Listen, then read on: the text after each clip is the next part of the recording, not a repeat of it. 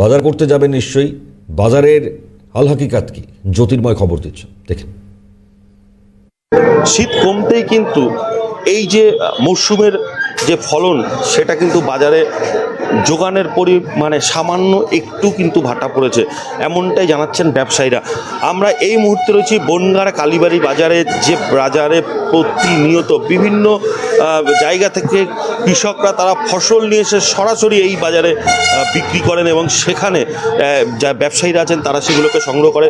ব্যবসায়ীরা জানিয়েছেন যে পটল এখন একটু কম পাওয়া যাচ্ছে, বেগুনের দামটা কিছুটা বেড়েছে, পেঁয়াজকালির দাম বেড়েছে, কিন্তু পাশাপাশি বেশ কিছু সবজি বা আনাজ রয়েছে যেগুলো পালং শাক থেকে আরম্ভ করে সেগুলো কিন্তু এখনও সস্তাই রয়েছে।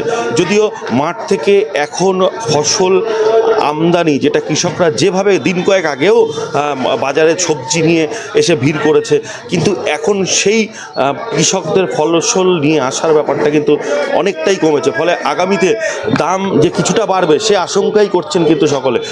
পাশাপাশি এই মুহূর্তে যে ওয়েদার রয়েছে সেই ওয়েদারে মাঠের থেকে ফসল উঠছে, যদি বৃষ্টি কিংবা নিম্নচাপ বা এরকম ধরনের কোনো ঘটনা ঘটে তাহলে কিন্তু ফসলের দাম অনেকটাই বাড়বে, এমনটাই মনে করছেন স্থানীয় বাসিন্দারা এবং ব্যবসায়ীরা। আমরা দেখাবো পাশাপাশি মাছের বাজার, সেখানেও কিন্তু একই চিত্র।